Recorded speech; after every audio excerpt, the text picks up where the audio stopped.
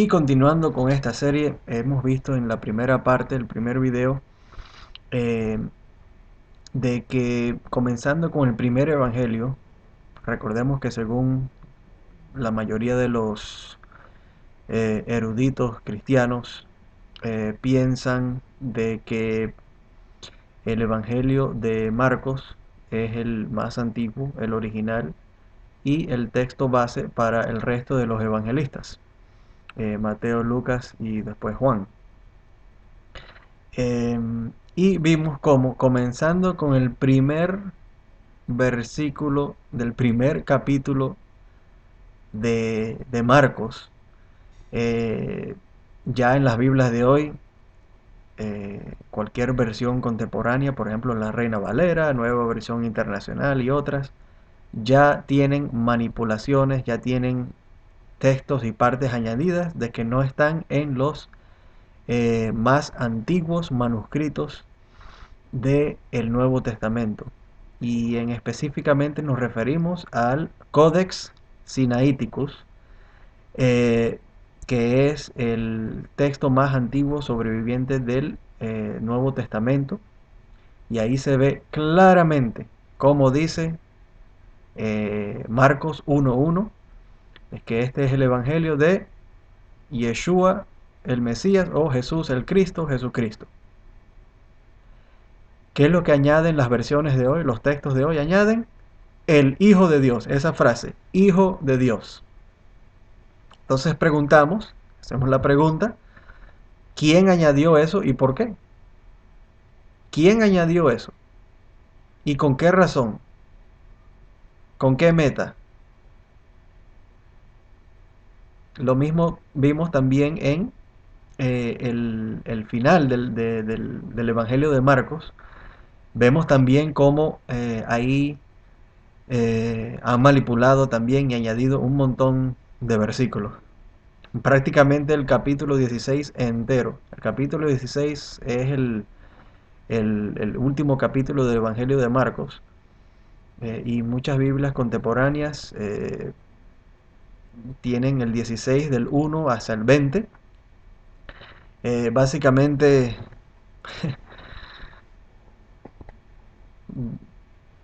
20 versículos añadidos, 19, 18 versículos añadidos ahí que no tienen raíz en los manuscritos más antiguos, originales de el Nuevo Testamento. Y esto de nuevo es confirmado por una simple lectura investigativa del Codex Sinaiticus, el capítulo 16 de Marcos. Se ve claramente de que el capítulo 16 tiene solamente un versículo. Así que debe ser 16.1 y ahí termina. ¿Y cómo termina Marcos? Simplemente contando como que después del Shabbat, entonces la mamá de Jacob y Salomé fueron a visitar a la tumba de Yeshua, Jesús, para poner especies y atender la tumba. Y así termina. Nada de la resurrección, nada de encuentros con ángeles, nada de ningún tipo de diálogo entre Jesús y las mujeres o los discípulos, ni la gran comisión, nada de eso aparece en los textos originales. Así que, ¿qué pasó ahí? También en el Marcos 1, capítulo 1, no se cuenta nada, nada, nada de ningún nacimiento virginal, de que Yeshua nació, de una relación que tuvo Dios con Miriam o una algo así del Espíritu Santo, que el Espíritu Santo fue el que dio a nacer a Jesús a través de una virgen. Nada de eso sale en los originales, en el texto más antiguo de Marcos. Y curiosamente, esto no se menciona en ningún otro evangelio, ningún otro libro del Nuevo Testamento, como las cartas de Pablo, supuestamente, y el libro de Apocalipsis, las cartas de Pedro. Juan, Jacob, Santiago, no sale nada de eso. ¿Por qué? Si eso es algo tan importante, profético y algo tan esencial para la creencia de que Yeshua es el Mesías, de que Jesús es el Mesías, entonces ¿por qué ninguno de estos discípulos, Pablo no lo menciona ni una sola vez, Pedro tampoco, Juan no lo menciona, Apocalipsis no lo menciona, eh, la carta a Tito, Filemón, ninguno de ellos, a los Corintios, a los Gálatas, no hace mención alguna de ninguno de estos hechos, de ninguna de estas cuentos del nacimiento virginal. Así que obviamente esto fue añadido después y hay evidencia de esto porque el famoso historiador, y según muchos el historiador más importante de la iglesia primitiva, Eusebio, y Epifanio, que fue otro también, pero Eusebio cuenta en su historia de la iglesia, en la parte 3 capítulo 27, eh, cuenta ahí muy, muy claramente de que los primeros discípulos de Yeshua, de Jesús, los discípulos originales, judíos, no creían en el nacimiento virginal de Jesús. Ellos solamente usaban un Mateo en hebreo que ellos tenían y que Jerónimo vio con sus propios ojos, supuestamente, en su viaje a Israel.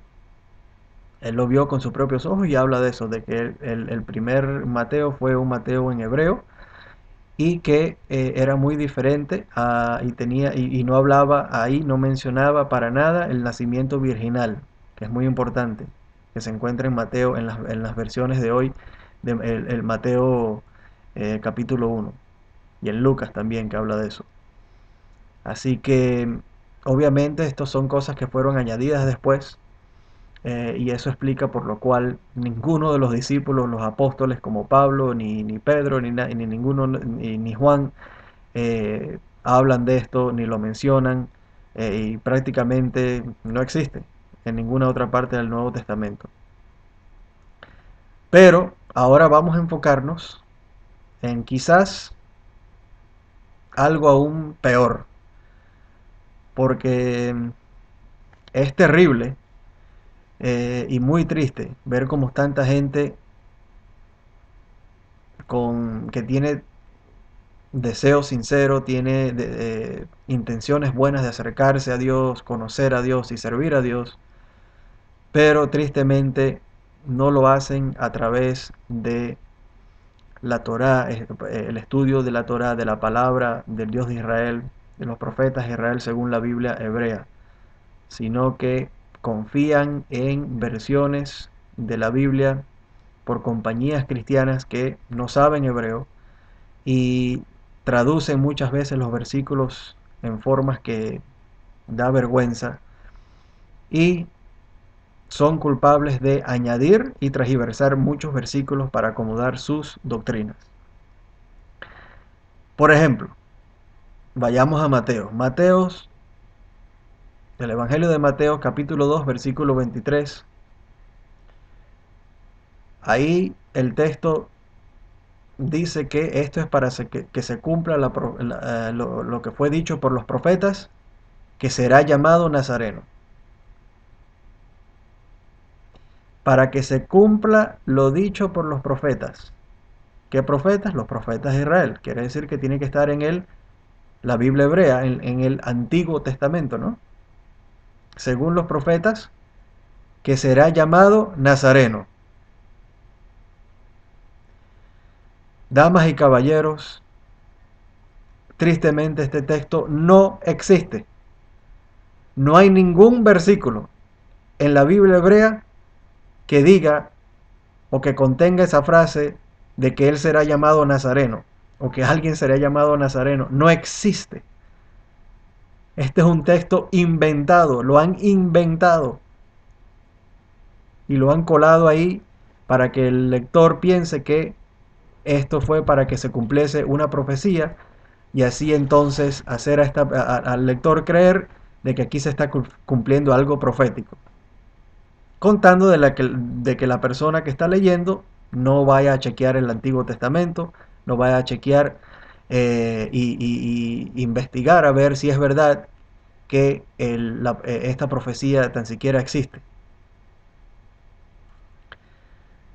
Esto es triste, da mucho dolor y mucha vergüenza, mucha pena, y no creo que esto es lo que el Dios de Israel, el Dios de Abraham, Isaac y Jacob, el Dios verdadero, nuestro Padre Celestial, quiere para aquellos que le aman y que lo buscan con sinceridad. Eh, Hay otros como estos, por ejemplo, vayamos a ver qué es lo que dice Juan 3, Juan 7, 38, donde esto es en muchas veces está peor, porque supuestamente aquí tienen a Yeshua, a Jesús, diciendo de que el que cree en mí, como manantiales de agua viva brotarán de él, de su interior. Y dice que, como dicen las escrituras, que manantiales de vida brotarán de su interior. Ahora, si usted busca ahí, casi siempre las Biblias cristianas tienen como unas letricas pequeñas que uno busca abajo y donde te da la referencia de dónde viene el texto. Señoras y señores, este texto tampoco existe. No hay ningún versículo en la Biblia cristiana, ni en la Biblia, mucho menos en la Biblia hebrea, en las escrituras de los profetas, la Tanaj, la Torá, que diga tal cosa. No existe, simplemente no existe. Otro texto inventado, manipulado. Y peor, para el lector, uno como judío que ve esto, imagínese que me estén diciendo, que nos estén diciendo a nosotros de que mire, este es el Mesías, este es mi Mesías hablando, enseñando Torá, y resulta que lo ponen diciendo versículos que no existen, inventando versículos. ¿Es ese el Mesías de Israel? ¿Puede ser este un verdadero Mesías? ¿Qué clase de ejemplo es este? Inventando versículos, citando fuentes que no existen, que no forman parte de la Torá ni de los profetas. En eso, supuestamente todos tenemos que creer, a ciegas. No, aquí hay algo raro. Esto no puede ser. No puede ser. Y así hay muchos versículos, queridos amigos, y básicamente lo importante aquí es darnos cuenta de que el Nuevo Testamento tiene muchos errores, especialmente las versiones de hoy día, muchos errores, muchos textos añadidos, inventados, y tratando de citar profecías que inventaron, ellos mismos se inventaron para hacer lucir a su supuesto Mesías como que está cumpliendo estas escrituras. Por ejemplo, en Hebreos, mira lo que hacen en Hebreos. La carta a los Hebreos, capítulo 10, versículo 5, citando al Salmo 40, versículo 17. Perdón, 7. Esto sí es triste, señoras y señores, porque, bueno, como ustedes pueden ver, si ustedes buscan en su propia Biblia, en la Biblia cristiana aún, en la Reina Valera o algo así, pueden ver claramente qué es lo que dicen, léanlo ahí. Sacrificios y holocausto no has deseado, has abierto mis oídos.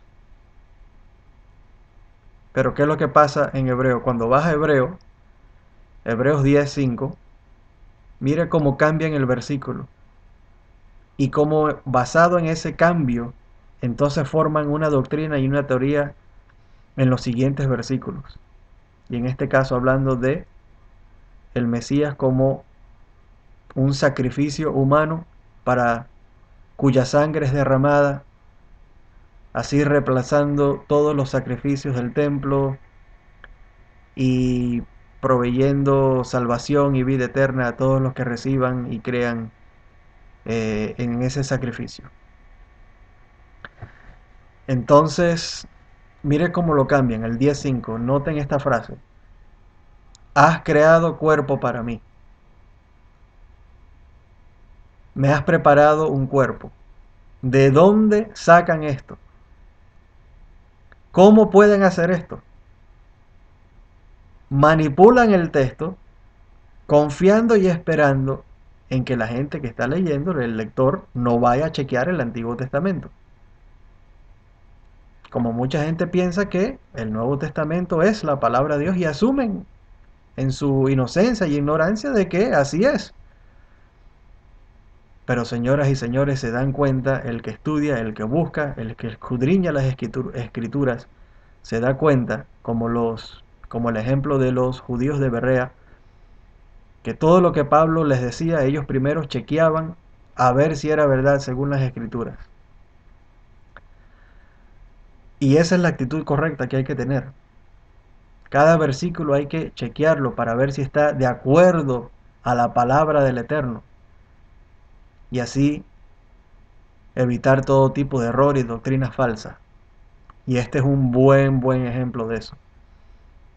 Cómo inventan y cómo cambian los textos.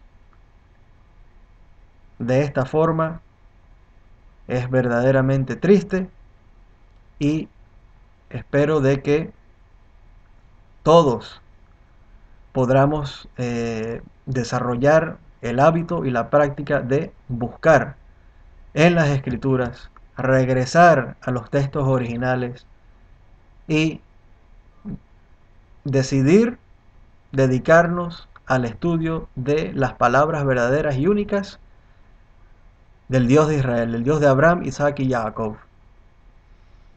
Las palabras de la Torá y la Biblia hebrea, porque ellas son las verdaderas fuentes de las palabras del Dios de Israel.